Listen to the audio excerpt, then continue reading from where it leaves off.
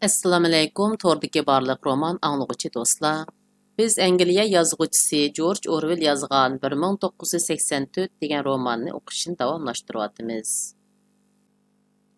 O'qishdan burun har qaysingizlarning bu Izbasar YouTube kanaliga a'zo bo'lib qo'yishingizni umid qilaman. A'zo bo'lish bek oson. YouTubening mazmun izlash yeriga Izbasar degan xatni kirgizsangiz, kanal chiqadi. Undan keyin YouTube belgisini bossangiz a'zo bo'lasiz. Rahmat.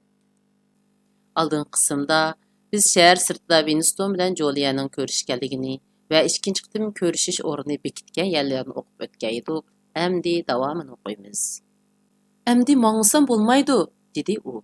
Winston onun ko'rsatmalarini pishiq esida tutib olgandan keyin. Men soat 19:30ga berib bo'lishim kerak. Men yana 2 soat atrofida shahvoniyatga qarshi yoshlar uyushmasining tashviqot varaqalari degandek nimalarni tarqatmasam bo'lmaydi. Odamning rasmiy o'g'isini qayntidi-da. Chichimga bir qarab qo'ying-a.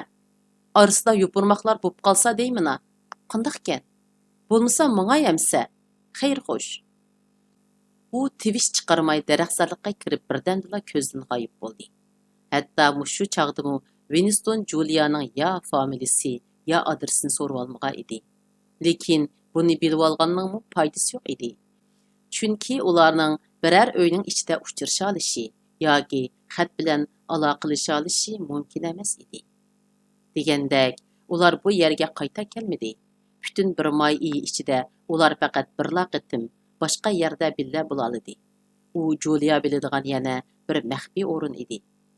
U 30 yil ilgari atom bombasi tushib vayron bo'lgan bir cherkovning soat munorining ichi edi.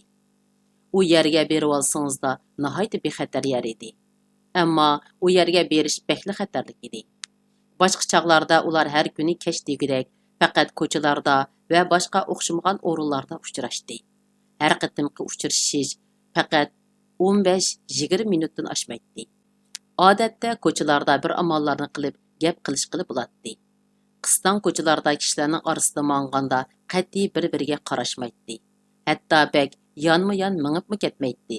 Faqat xuddi munordagi chiroq bir uchib bir yongandek, ularning parangimu shundoq üzülüp davomlashadi.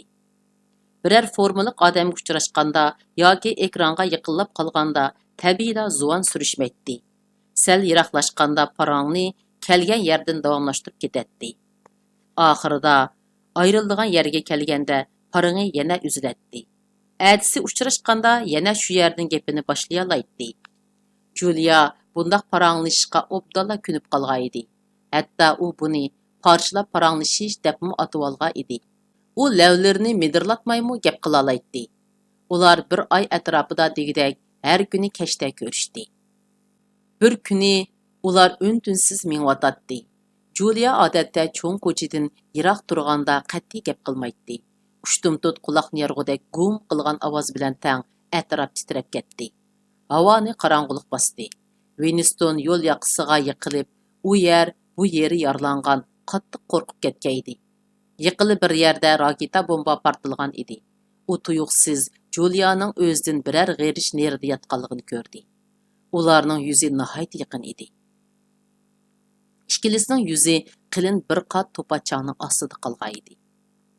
Ba'zi kashları ular deyishgan yerga borganda bir-biriga ishorami qilishmay o'tishib ketishgan chaqlarmi bo'lgan.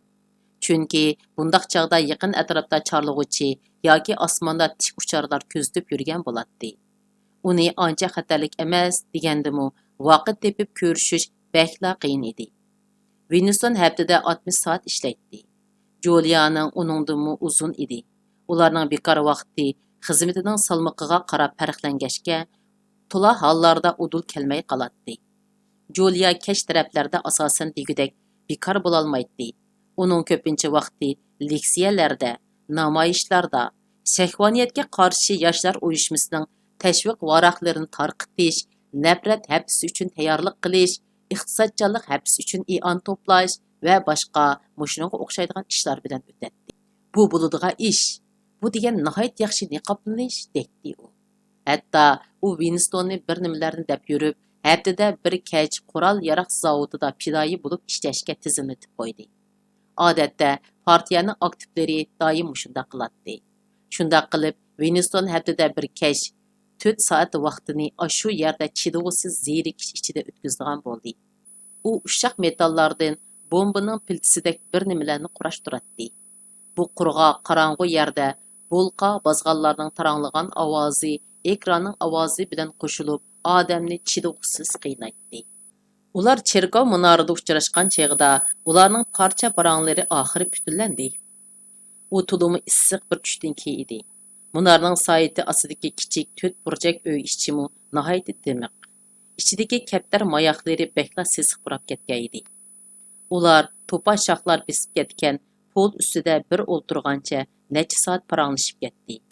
Ular pat-pat odam kelib qolmaganligini bilish uchun Munarning ko'zitish rojikidan qarab qo'yatdi. Julia 26 yosh edi. U boshqa 30 nafar qiz bilan billa bir o'pcha yotoqda billa turadi. Doim ayollarning sisiqchilik ichida turadigan gap. Ayollarga bekla o'sh bo'lib ketdim, deb qo'yatdi u pat-pat. Winstonning faraz qilganidek, u roman boshqarmasining roman yozadigan mashinasida ishlaydi. U xizmatini yoqtiradi. U quvvati nihoyat zo'r bir motorni mang'uzdigan va asraydigan ishni qiladi. U bek aqlliq emas edi. Ammo mashina bilan qildigan ishlarga qo'li bek keladi.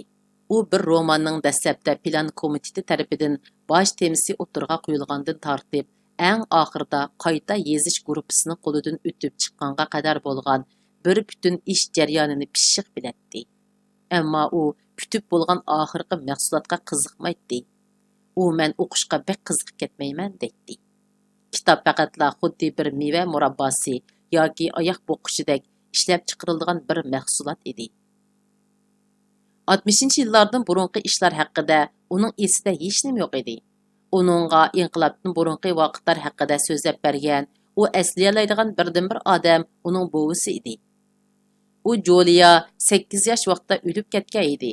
Maktabdagi vaqtida u xokkey top komandasining boshlig'i edi.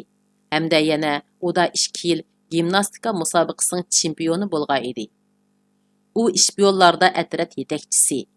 Shahvoniyatga qarshi yoshlar uyushmasiga qatnashishdan ilgari Yoshlar ittifoqining bir sho'basida sekretar bo'lgan edi. U doim shundoq jo'shqin, ko'tarangi ko'rinadi. Bu soddalikning va ommaning olqishiga sazovarlikning belgisi edi.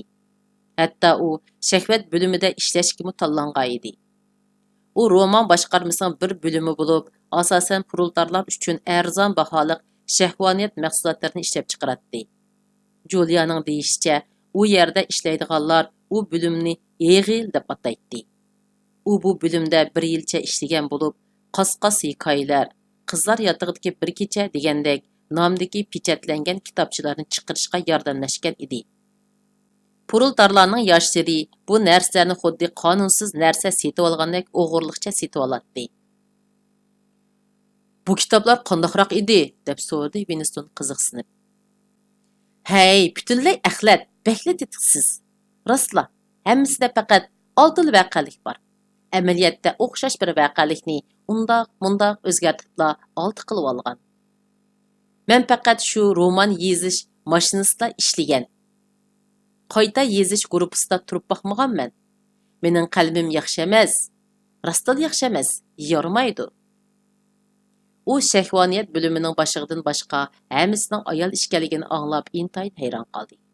Aslida erlar ayollarga qaraganda o'zining shahvat nafsini obdan kontrol qila olmaydi.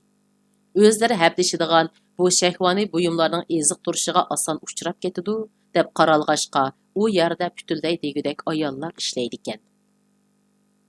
Hatto ular bu yerda to'y qilib bo'lgan ayollarning ishlashini yoqtirmaydi. Ularcha qizlar bek sapkilamish. Ammo men undaq emas. Julia tunji qitim 16 yoshida er kishi bilan birga bo'lgan ekan. U 60 yoshlardagi bir partiya a'zosi bo'lib, keyin qo'lga ilinishdan qo'rqib o'zini o'ldirib olgan ekan. U obdan qildi. Bo'lmasa u jinoyatni topshirganda mening ismimni mo chiqarib soladi, dedi Julia. U partiyaga o'ch edi. Uni nihoyat afsonaviy tillar bilan tillaydi. Ammo partiyaning hamma ishiga tanqidiy pozitsiyada emas edi. Ish qilib uni xususiy turmushiga chiqilmasa bo'ladi. U partiyaning tashabbus qarashlariga qiziqmaydi. U yangi tildagi so'zlardan күнілік turmuşda özüşüp ketkenlerden başqalarını işletmeydi. O qeyrindaşlar haqqında hech nima anglamagaydi. Undaq bir narsaning borligiga ishonishni rad qiladi. Partiyaga qarshi har qanday tashkillik isyon muqarrar mag'lub bo'ludi, bu bekla dödlük deb qaraydi. U uningcha cheklimiga xiloflik qilib turish, shundaqla jonni saqlab qilish oqilonalik edi. Winston yoshlarning ichida mushundaq o'ylaydiganlar qanchalikdu deb o'ylab qoldi.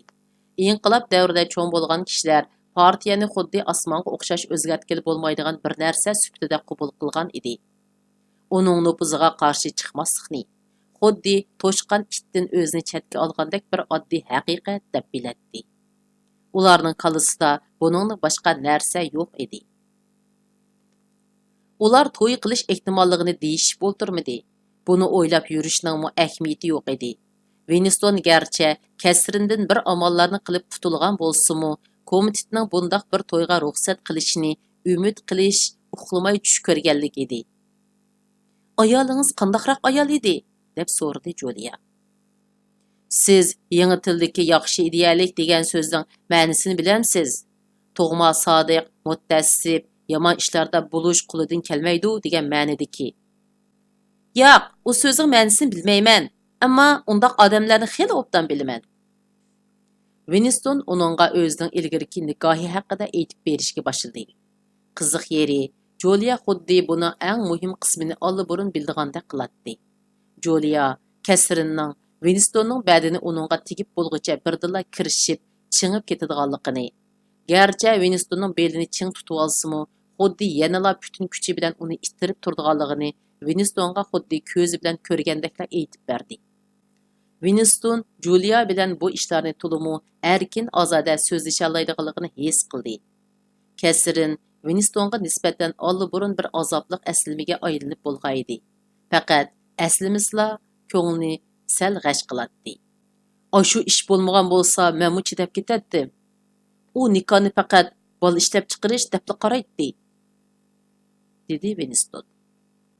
Partiya oldidagi majburiyatimiz, dedi Julia darholla. Buni qandoq bilasiz? Maktabga borgan emasmi men? 16 yoshdan yuqorilarga oyda bir qitim jinsiyat darsi bor edi. Yoshlar ittifoqidimi bo'lgan. Ular buni sizga yillab singdirdi. Shundaq deyalaymanki, buning nurg'un kishilarga unumi bo'ladi albatta. Siz hargiz buningga aniq shundaq deyolmaysiz. İnsanlar bekla saxtibaz emasmi? U bu temada texmi ko'p so'zlashga boshladi. Mushu temaga kelsila u boshqacha aqlliq, o'tkir bo'lib ketadi. Winstonga o'xshamaydi. U nikoh turmushini mundaq deb bayon qildi. Ular ayollarning baxtli turmushini, xushal yashashini qabul qila olmaydi. Agar siz ichingizdan xushallik his qilib qolsangiz, u chaqda g'ojaka, 3 yillik plan, nafrat faoliyati va boshqa chidovsiz ishlarga qaysi kuchingiz bilan hayajonlana olasiz, asabiylasha olasiz? To'g'ri. Winston shunday o'yladi. Ayollik istakni cheklash bilan siyosiy sadoqatmanlik o'rtasida intayin yaqin bog'lanish mavjud. Chunki navoda partiya insonning ba'zi tug'ma istaklarini bisib, uni boshqa joylarga ishiltib qo'rqitib turmasa, partiya a'zolarida bo'lishi talab qilingan qo'rqinch, nafrat, saranglarcha ishonish deganlarni qandoqmi muvofiq saviyada tutib turg'ili bo'lsin. Ayollik istak partiya uchun xatarli kuch. Partiya uni bir vosita qilib foydalangan edi. Mana shu o'xshash yilini partiya insondagi tug'ma ota-onalik istagiga ishlatgan edi. Amaliyat nuqtasini aytganda, oilani ko'zdan yo'qotqil bo'lmaydi. Ular ota-onalarni, bolalarini yanala ko'nicha turmushdagi o'xshash suyish, amroq bo'lishga ilhomlantiradi. Vaholanki, yana bir tarafdan bolalarini o'z ota-onalariga qarshi harakat qilishga sistemlik tarzda ko'ndirgan. Ularni ota-onalarini kuzatadigan, ularning gumonliq ish harakatlarini yetkazadigan kichik ish yo'llardan qilib yetishtirib chiqqan edi. Oila mohiyatda ideya saqchixonasining kengaytirilgan bir qismiga hamma odamni kecha kunduz o'zining eng yaqin odamlari orqali kuzatib turadigan bir qurolga aylantirib olgan edi. Winstonning xiyallari ushtum tutla yana Kesrin ketdi. Agar Kesrin Winstonning ideyasidagi oynishni farqlantira oladigan darajada döt bo'lib qolmagan bo'lsa, muqarrarki uni ideya soqchilariga ma'lum qiladi. Lekin shu topning o'zida uningga Kesrinni eslatgan narsa Winstonning peshonasidan ter bo'yoqchilarini chiqarib atgan tushdan keyinning dimiq issig'i edi. Winston Juliyaga dal 11 yil burunqi mushundaq bir issiq tushdan keyinda yuz bergan, yuz beralmagan deyishga mumkin bir ishni so'zlab berishga boshladi. Bu ular to'y qilib 3-4 oylardan keyingi ish edi. Ular Kinitning ma'lum bir yezdiki bir qitimliq dala yurishida yo'ldan ezib qoladi. Ular boshqalardan faqat 2 minut atrofida keyni qolgan edi. Ammo u ikkisi xato burilib mingib qoladi va bir tosh ko'lash maydonining yiniga kelib qoladi. U 20 metrcha cho'nqurliqdagi yer bo'lib, ular tik qiyoning beshiga kelib qolgan edi. Qiyoning tagida bo'lsa yo'g'on toshlar bor edi. Ular atrofda yo'l so'rag'dak bir odamni topolmaydi. Kesrin ezib qolganligini bilib da jiddiylashishga boshlaydi. Bu varanchurunliq guruhidan birer minut bo'lsa-mu ayrilib qilish Kesrinni bir xatolik sodir qilgandek tuyg'uga akilib qo'ygan edi. U darhol qaytib yo'lni izlaydi deydi. Ammo dal shu chaqda Winstonning ko'zi putining ostidagi qiyo toshning orasidan o'sib chiqqan lotus guliga tushdi. Bir lotus guli ikki xil ranglik bo'lib, biri hol rang, yana bir xili qizil rangda edi. Hayron qolarliqi ikkilisi bir yiltizdan o'sib chiqqan edi. U ilgari bundaq gulni ko'rib boqmag'achqa Kesrinni kelib ko'rishga chaqirdi. Kesrin qarang avu gullarga, avu qiyoga yaqin yerdagisi bundaq ikki xil ranglik gulni ko'rib boqqanmisiz? Kesrin alliburun burilib mingib bo'lgan edi. Winstonning chaqirig'ini anglab zo'rg'a qaytib keladi. U Winston ko'rsatgan tarafga qarash uchun qiyoga yiqilishidi. Winston uning sal keyinda turgan bo'lib, uni mahkamroq tursin deb uning belidan tutib oladi. Dal shu topda Winston o'zlarini hech kimning ko'rmaydiganligini his qiladi. Shu atrofda na odamzod, na bir qush yo'q edi. Bundaq yerda maxfiy tinchug'ich bo'lish ehtimolligi bakla tuvan edi. Bo'lgan taqdirdimi u faqat ovozini ola olaydi. U tushdan keyinning eng chinqi qiziq vaqti edi. Kuchli quyosh nuri ostida uning peshonlaridan monchaq ter donchilari tepchib chiqib ketgan edi. Shu chaqda qalisidan kechgan shundoq bir xil xiyol uni cho'chitayotgan edi. "Nimishqa ittirib etmedingiz? Men bo'lgan bo'lsam ittirib etdim", dedi Juliya. "Shundoq. Siz shundoq qilatdingiz. Men hozirqidek bo'lgan bo'lsam, menmu ittirib etdim. Balkim undoq qilolmasligimmi mumkin albatta." "Ittirib etmaganga pushaymon qildingizmi?" "Ha, oxirgi hisobda yanala pushaymon qildim." Ular ashu to'pa bisib ketgan polda yonma-yon o'ltirishdi. Qizning chochlaridan kelayotgan xush puroq kaptarning moyoqlarining sisiq purqini bisib ketdi. U bekla yosh deb o'yladi Winston. Uning turmushdan yana kutadiganlar bor. U bir odamni qiyodan istirib etishning hech nimani hal qila olmaydiganligini tushunmaydi. "Amaliyotda undoq qilganingmi hech nimaga foydasi yo'q", dedi Winston. "Sen nimishqa pushaymon qildim deysiz?" "Men ishni passiv usulda emas, aktiv usulda hal qilishni yaxshi ko'raman. Biz o'ynayotgan bu o'yinda biz yengilmaymiz. Faqat ba'zi mag'lubiyatlarimiz ba'zilaridan yaxshiroq bo'lishi mumkin xolos." Winston uning mo'rilarining qo'shilmaslik ma'nosida medirilganligini sezdi. Mushundaq temalarda paranglashganda Juliya hamisha Winston bilan qarshilashib qoladi. U yakka odam muqarrar mag'lub bo'ladi degan bir tabiiy qonuniyat deb qarashga qo'shilmaydi. Ma'lum nuqtadan Juliyamu o'zining homini ideya soqchilarining qo'liga tushib qolganligidan va o'ldirilganligidan gumon qilmaydi. Yana bir tarafdan bo'lsa, yanala o'zining maxfiy bir dunyosini qurib olib, shuning ichida o'zi xohlagancha yashay olayman, faqat ta'lay, quvluq, yurak bo'lsa bir gap bo'ladi deb o'ylaydi.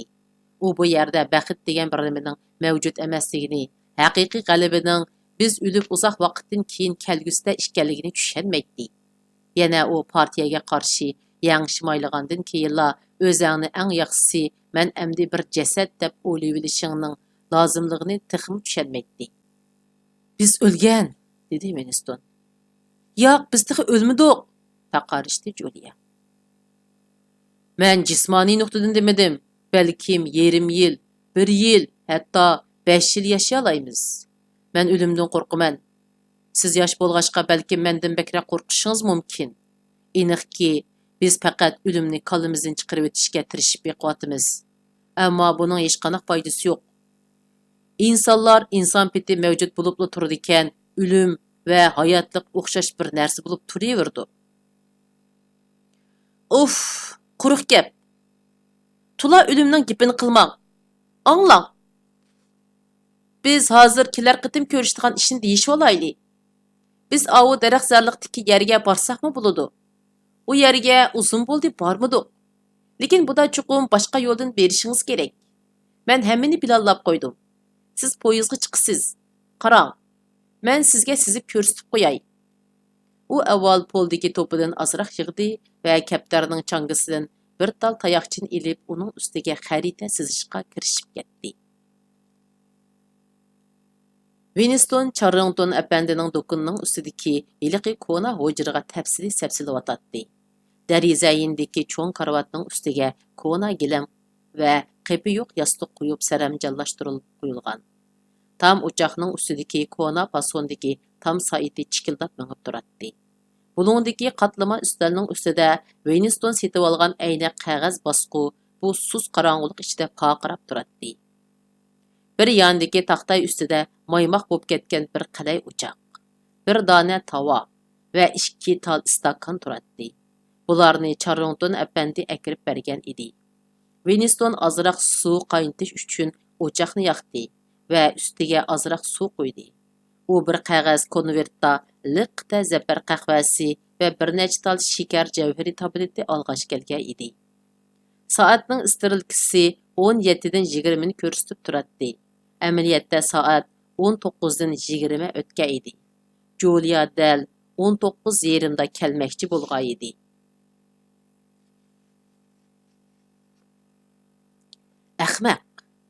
Ahmaq. Uning yuragi davomli shundoq devatadi. Bilib turib o'zingni bekordan bekorga o'limga tutib beryapsan. Partiya a'zolari sodir qilib soldigan barliq jinoyatlar ichida yushurish eng tez jinoyat mush edi. Bu fikr eng dastlabda uning qalisiga, uydan hiliqi paqirab turgan ayna qog'oz bosquga ko'zi tushganda kelgan edi. O'zi faraz qilgandek, Charrington apandi bu uyni uningga o'ng'ayli beribdi. Aniqki, uni Winstondagi dollar xo'sh qilayotgan edi.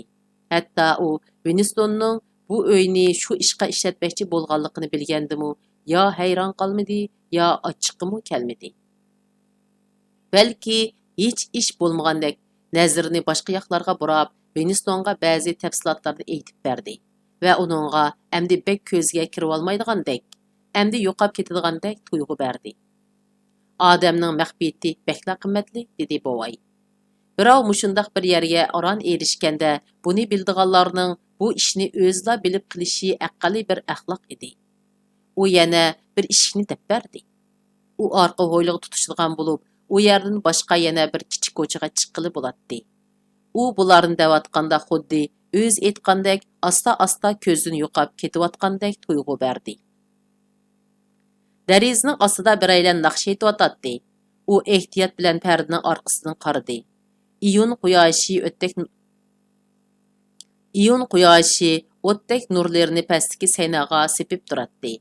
U yerda to'rikdek yo'g'on, qizil bilaklari nihoyat tom, partuq tatib olgan bir ayol kir disi bilan kir yaydigan arg'amcha orasida palaxshib minib yurardi. Arg'amchiga nurg'un, 4 burjak oq narsalar esilgan bo'lib, qaraganda bovoqlarning yo'gigida qiladi. U kiyim yaydigan asquni tishlab olmasa, kuchlik ovozda naqsha aytib ketadi. Faqatla bir xam xiyoldur bu, unutib ketar aprel iyidek. So'zdin, biqishtin uyg'ongan tushlar, ilib ketar yuragimni o'g'irdak. Yaqinqi bir necha haftaning yoqi Londonning hamma yerda mush naqsha yangrayotdi. bu muzika boshqarmasining bir tarmoqining puruldorlar uchun ishlab tarqatgan nurg'un naqshlarining ichidagi biri edi. Naqsha tekstlarining hech qaysisini odam yozmagan edi. U faqat bir muzika mashinasi tarafidan yezilib chiqatdi.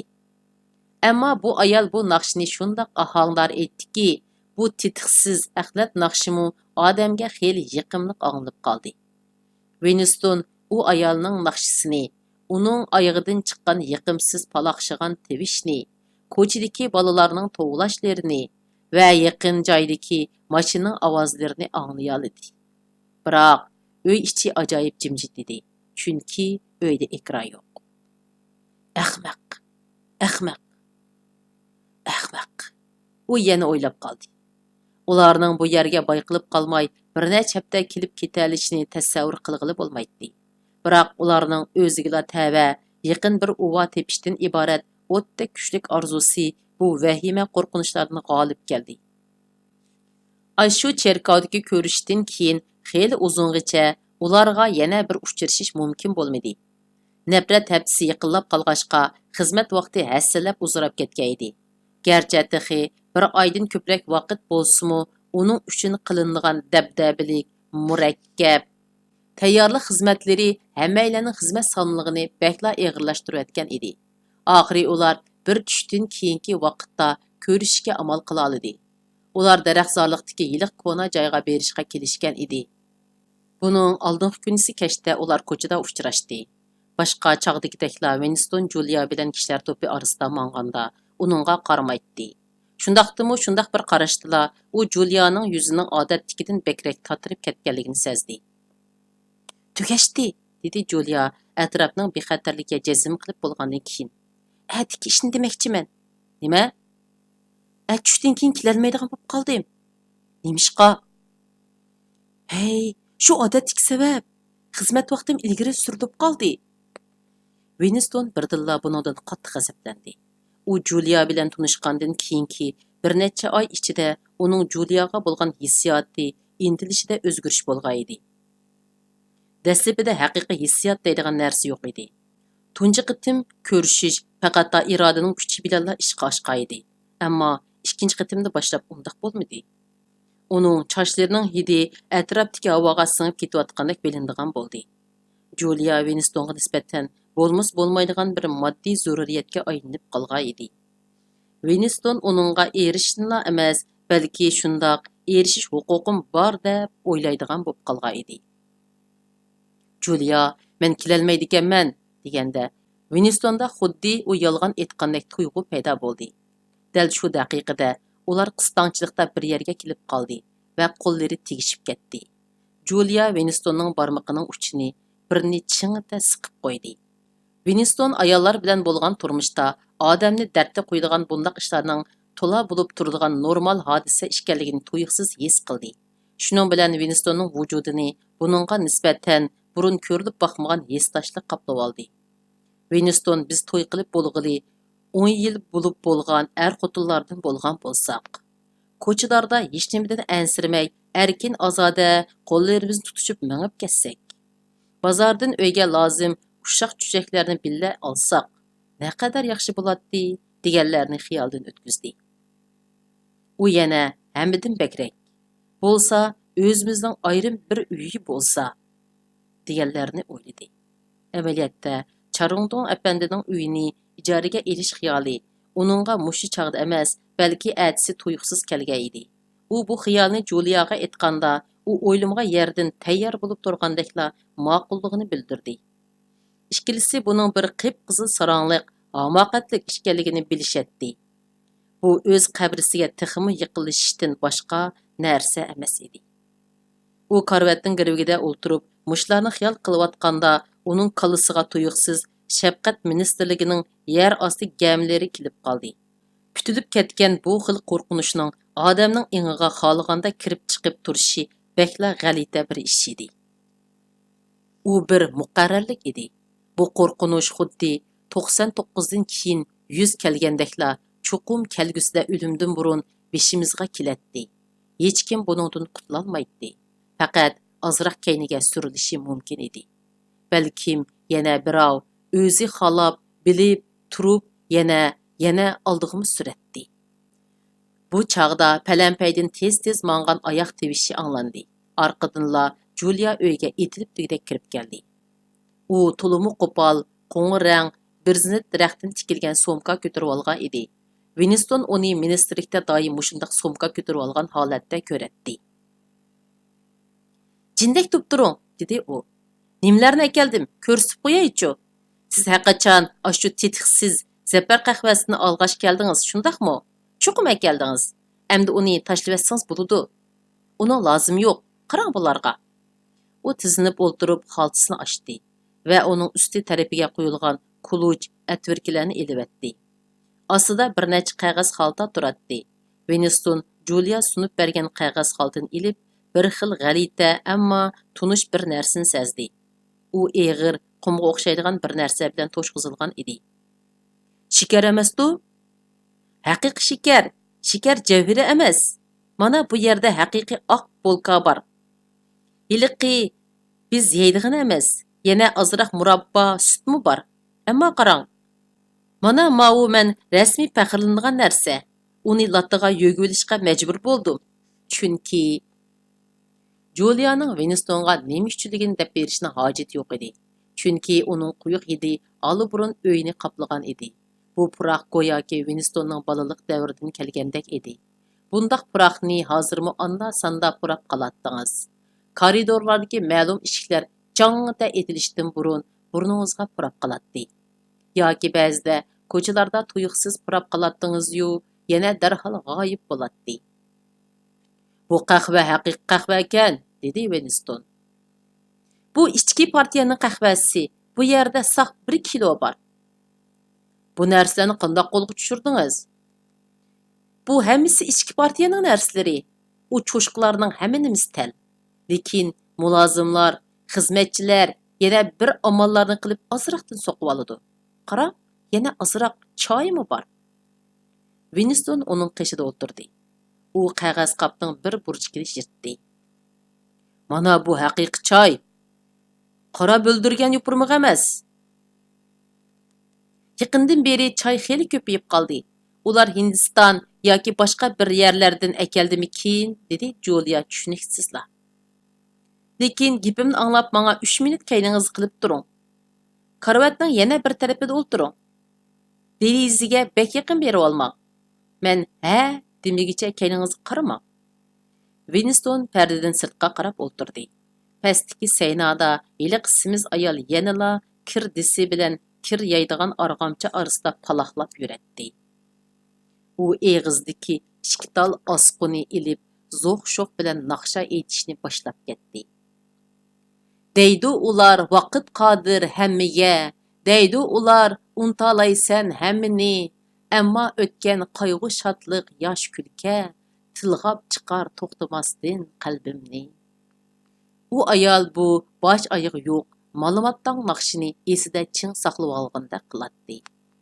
Uning naqshi sadosi yiqimliq, yoz havosi bilan laylab kelib odamga ham xushalliqni, ham qayg'uni eslatadi. U o'z turmushidan bekla rozdek ko'rinadi. Yoz kechalari uzinib qolmasa, yuydigan kiyim-kechaklar tugab qolmasa, u bu yerda bolalarning yo'gigini yeyib, tetiqsiz naqshlarni aytib, yana birer ming yil bo'lsa-mu xotirjam yashab ketalaydigandek qiladi. U birdilla hech bir partiya a'zosining o'zi yolg'iz o'zligidan biror naqshiga g'ingshig'anligini anglab boqmaganligini esiga ilib, bakla g'alitilik his qildi. Bu xuddi o'ziga so'zlab silishga o'xshash bakla xatarlik odat va sadoqatsizlikning alomati edi. Qaraganda insonlar ocharchilikqa mubtalo bo'lganda har qanday narsa haqida naqshlarni aytib boqqidek. Endi qarsangiz bo'ladi. U burildi. U bir qarabla ko'z oldidagi odamni dammonliqqa to'niy olmadi. U jazman purultarlarning bozoridagi biror do'konga kirib, o'z uchun to'liq bir yurish girim buyumlar setib olibdi. Uning lavlari qiniq bo'yalgan, mangziga moy, qonshiriga upa surtilgan edi. Hatto ko'zining ostiga bir narsa ishlatgan cheg'i ko'zlari texmi paqirab ketgan edi. Girim toza voyiga yetolmay qolgan edi. Biroq Winstonның bundaq ishlardagi talabi yuqori emas edi. U ilgari birər ayol partiya a'zosining grim qilganini ko'rib baxmagan, hatto tasavvur qilibmi baxmagan edi. U odam hayron qolgudek darajada go'zallashib ketgan edi. U yuzidagi muvofiq o'rinlarga mos ranglarni ishiltib, chiroyliqlashibla qolmasdan, eng muhimi uningga haqiqiy bir ayollik nazokat qo'shilgan edi. Uning qisqa sochlari va o'g'il bolacha formasi bu unumni texmi kuchaytgan edi. Winstonning burniga sun'iy ruxsor gul atirining hidi urildi. U yiliqi yer ostidagi qorong'u maynat oshxona uyni, qeri ayolning tushukdek eg'izini asildi. U ayolmu dal mushundaq puraydigan attirni ishlatgan edi. Ammo shu topda ular muhim emas edi. A'zo bo'lishni unutmang. Shunday qilib bu qitimliq roman o'qishimiz mushargich bo'ldi. Kelar qitim ko'rishaylik, xayr xo'sh, Allohga omonat.